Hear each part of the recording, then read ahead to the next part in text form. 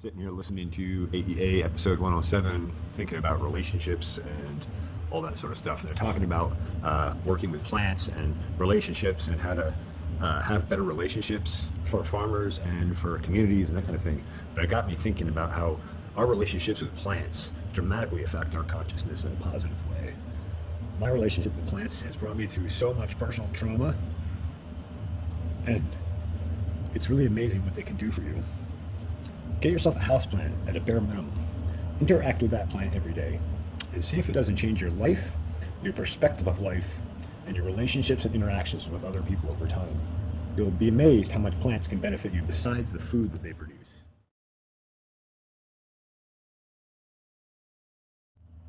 Okay, so this is a policy I have. Listening to episode 107 of Advancing Eco-Agriculture's podcast, talking about only working with nice people. I want you to hear these words of wisdom. This is a great rule for your life. If you want your life to run nice and smooth and to have regenerative relationships surrounding you in your life, this is some excellent with organizations or other groups, cooperative groups of farmers, and the couple decades of experience that you have guiding the group that you have developed. What are the foundational pieces that are required for such an effort to be successful? Or maybe a better question is, what are the foundational pieces that are required that many people miss, or that they might not be thinking about? Sure. One of the key rules that we have for working with folks, whether it be with chefs or clients or farmers, and this may sound a little bit junior high, but we're only going to work with nice people. We're only going to work with folks who are willing to learn, to treat each other with dignity, kindness, and respect. I don't want the drama. None of us need the drama. But when we impart that kind of energy, the good energy, it shows all the way through from planting seeds to feeding families. And that kindness is really foundational for us. It's how we treat our land, it's how we treat our livestock, it's how we treat our plants, it's how we treat each other that we work with. And it sounds, like I said, somewhat childlike, but it has made all the difference in the world for the experience that we have. Aren't we getting directed to be childlike? I think we are.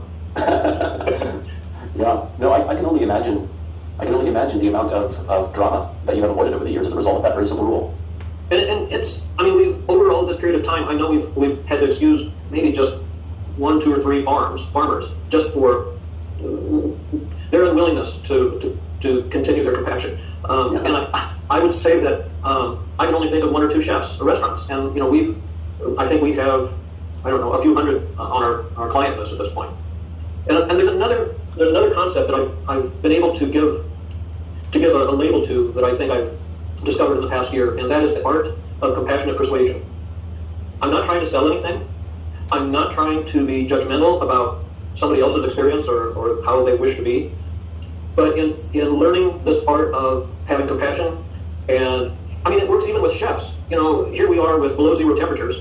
It's hard. It's just hard. So I this morning I had a chef write and say, it looks like the basil I got this week got too cold between the truck and the restaurant, and it got toasted. And I said, no problem. You understand what we've all been dealing with. We'll be happy to give a credit or replace it for next week. It'll be warmer. There's no hesitation in showing compassion and customer service, and that has made a totally different experience for our farmers and for our chefs. What you're speaking of speaks to so many things. That we're actually in the process of reevaluating our core values as an organization at AEA. Like, what are the core values that we actually truly live by? Not something aspirational that's on the wall that people read, but what is it that we truly live by? And we're so blessed to have this amazing team of people that comes from a place of kindness and compassion. So the very first core value on the list is love. It's like that for some organizations that might seem so soft or wishy-washy. It's such a big word. Love means so many different things, and yet it is at the foundation. It's at the root of having empathy for people and kindness and compassion and caring for each other and for caring for the ecosystems and the landscape that we're here to be stewards of.